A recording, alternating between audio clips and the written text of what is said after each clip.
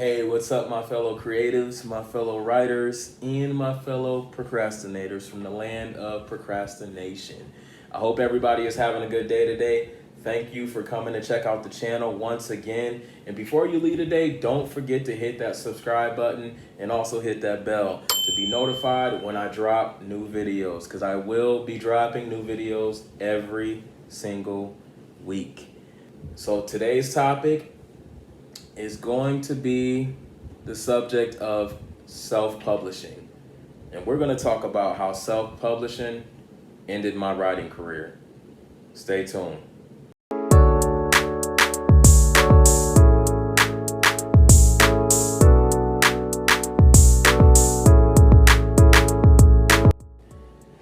So before I ended up self-publishing this particular book, it was a children's book called Guess What I Can Be. I went into the situation completely optimistic. Okay, I was so naive. I was so oblivious. I really didn't know what was going on. I watched a couple of DIY videos. I think I meant DIY. Continue on YouTube, and I said, you know what? I got this. I can do that. If they can do that, I can do that. Let me tell you guys, self-publishing this book completely changed my world. And I say that because it literally took my career, my writing career, which was going pretty strong at the time, and it made me just walk away from everything after the release of this book. I was supposed to do a follow-up book for this particular book, and that book is still not released because of the effect that self-publishing had on me. And I just want to go into detail about certain things that happened when I self-published. So before I released this children's book, I did another book on, I believe the platform was KDP at the time, CreateSpace, KDP, whatever you want to call it. And I didn't really like the way that experience went. So this time around, I decided to do everything myself. And when I say everything, I mean everything. So I created my own website. I created a way for people to pay through my website. I took care of the packaging, the shipping. I had to take all the books to the post office each week after getting sales and actually ship them out myself. I had to collect addresses, email addresses, phone numbers, because I wanted to do email blast. I wanted to do text blast to notify people about the pre-order dates. That's right, I set up pre-orders. I was doing way too much, entirely way too much for the release of this book.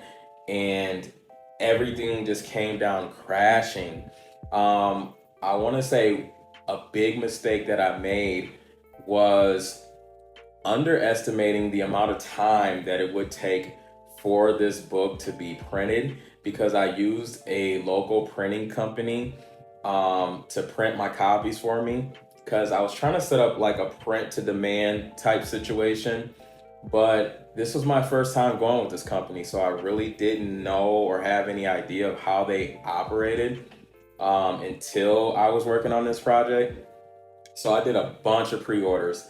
If I remember right, I had a number of like 150 pre-orders, like right out the gate. It was crazy. I was so excited. So 1 week went by after I said that the pre-orders would be shipped out. 2 weeks went by after I said the pre-orders would be shipped out. And week after week after week, until we got to week 6. That's right, week 6, after I had already notified everybody that their books would be on the way. Finally, I was able to get copies of this book and actually ship it out to the people that had paid for the book, had already pre-ordered the book. Guys, when I tell you, this was so embarrassing, This was super embarrassing. I had people calling, people emailing, people messaging me on Facebook like, hey, where's the book? Hey, we purchased 5 copies. Where's the copies? Hey, I'm trying to give this to my nephew for a gift. Hey, when is the book coming? I had so many questions, so many people coming to me and asking me about the books. And not only that, when I say I hit the ground running, I really hit the ground running with this book. I went to adoption agencies, I went to schools, I went to churches, I went to daycare centers, any place that had children that this book was for, I visited, and I got a number of different places to not only place orders, but place orders for multiple copies of this book. So I had some of these places even emailing me saying, hey, Marcel, where are the copies? We're waiting for the copies. We spent, X amount of dollars on these. So I guess my advice to you guys, or if I can turn this around and do it all over again, I would like to say that I would want to make sure that the copies would be ready for the pre-orders before I actually had taken the pre-orders. Does that make sense? So because this was my first time working with this print company, I really didn't know what speed they were working on. I didn't know how fast they were able to crank out copies. I didn't know how they operated at all. And because of that, I was the one that kind of took the heat for that. And because of that, I feel like I also lost some people that would have been repeat customers if I did come out with a follow up to this particular book.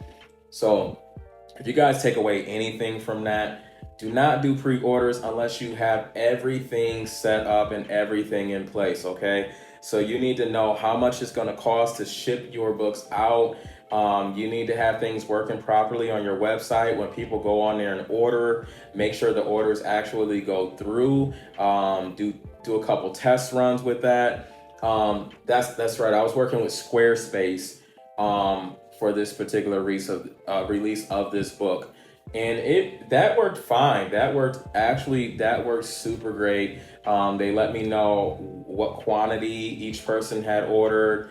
It kept me updated with how much money was in uh, how much money I had made off of the website, and I also had a card um, that I could take to any ATM at any time, or a card that I can just use at the store. It worked as like a debit card, which was pretty cool, pretty neat, because sometimes I needed to go and I needed to buy envelopes to package the books in. I had special stamps that had Gamble Media on them, my little logo on them, and I had to pay my designer for that. So I was able to use the card for that. And then I also had an illustrator who illustrated my entire book. I'll put some of the pictures here so you guys can see. Illustrations turned out crazy good. And I think that was one of the main reasons why people place so many pre-orders, because the illustrations were insane. And you'll see what I mean when I put them in this video here. So that's another piece of advice I want to tell you guys. If you are doing a children's book, make sure your illustrations are on point, because that is a major selling point. I used a lot of the illustrations in Facebook posts, Instagram posts, just to let people know, hey, the book is on the way, the book is coming, yada, yada, yada. But uh, make sure your illustrator is talented and equipped to actually do the illustrations that you're looking for. Okay. And another thing, um, to make sure you're completely prepared for self-publishing, especially if you're doing everything from like ground zero and you're doing everything yourself, make sure you factor out how much everything is costing. Because another thing that I did was for the pre-orders, I told people if they pre-ordered the book, they would get like uh, a lower price or a lower cost on the book. Okay, this was fine. This was a great incentive to do to encourage people to buy the books. But what I forgot to do was to factor in the cost of the postage and the cost of the shipping of the book. So my first 150 copies of this book, I actually lost money on this, you guys, because I did not factor in this cost. Okay. And I had my cost of the book way too low. I think I started by selling it for like $7 or something like that, $6 or $7.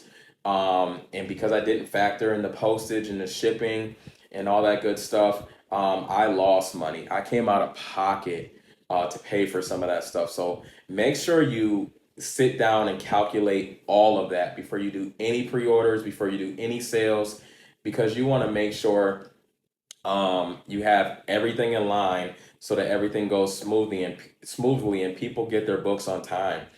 Another thing that I did not realize was that the way I set up my website and for the sales and everything, it didn't allow people outside of the country to purchase the book. So I had people from Germany, I had people from Sudan, people from Nigeria, somebody from the Philippines trying to purchase the book, and they couldn't do it because the particular website that I had didn't allow for that. So you might want to do a little bit more research and make sure you have a site that allows people from outside of the country to also purchase the book. These are just little things that I made mistakes on that I don't want to see you guys make mistakes on and lose sales because these mistakes are made.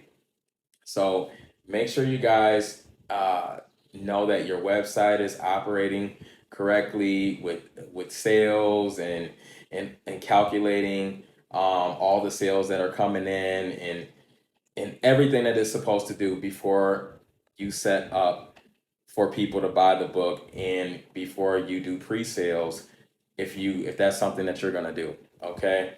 So because of this, even though the book was selling like crazy copies, I think in the end of it all, I ended up selling like 600 to 700 copies of this particular book. And I had a chance to actually be on the news to promote this book. That's another thing. If you're self-publishing, you're gonna have to grind. Like I did an interview with a couple radio shows.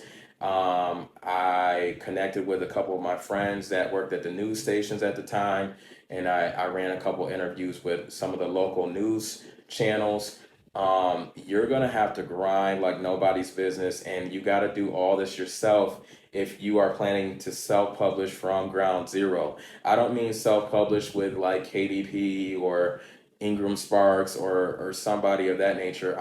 I'm talking like you connecting with a printing company, you sending out the copies, you doing all of that. You have to do the marketing, you have to be the business person, you have to be the writer, uh, you have to do everything, okay, if you are planning on self-publishing this way. So keep that in mind before you embark on this journey, okay? Um, yeah, so it was just a lot that I was not prepared for, and this caused me to crash at this time, okay? Which really hurt things during that time because I was supposed to have a follow-up book that was supposed to go with this book because there were school districts looking to purchase not only the first book, but the second book if I finished writing it. And guys, I crashed so badly during this time, I never even finished writing the second book. I am like 80% done with it, and I still have not gone back to it because that experience, although it was good in some ways, it was awful, also nerve-wracking, and it was just an experience that kind of threw me or took me on a trip that I was not prepared to go on. So, if you can, just if you take anything away from this video, make sure you are prepared before you do pre-orders or anything. Do your research, do your research, do your research on how much it costs to ship your books out, what printing company you're going to work with, what pace they work at, how many copies they print at a time. Because some companies, they'll only print copies if you order a certain number of books, but that wasn't the situation that I had. The situation that I had was if the quantity of or if the number of books that I wanted was a large number, then the price of each book would come down, which was a great situation. So do your research with the companies that you work with, and also your illustrator. Make sure your illustrator can actually do what they say they can do, because I've also had illustrators that I talked to that were actually like trying to get work by using some other people's artwork, which is crazy. There's a lot of that going on right now, and of course with the rise of AI, um, you just got to do your research on people, and just make sure they're legit. And that's with anybody you work with. So, hey, I hope this helped you. I hope this gave you some advice, and allowed you to learn that you have to look into everything when you self publish, or it will make you crash and it will be all bad for you in the end. Luckily, that really wasn't my story. It just affected me in more of a mental way because I wasn't prepared for that ride, and it did make me crash in that way. But I hope that doesn't happen to you guys. I hope this video helps you. Hey, subscribe to the channel, hit the bell for notifications when I drop more videos, and just know that this channel, we are talking about everything writing, okay? Um, Everything that has to do with writing. I come from writing screenplays, poetry, children's books, currently a novel. I've also, some of the screenplays that I've written, those films were produced, and now they're released worldwide. So I have a crazy experience in different areas of writing, and I'm going to talk about all of that on this channel. So if that's something that you're interested in, make sure you hit that subscribe button and hit that bell. Until next time, peace.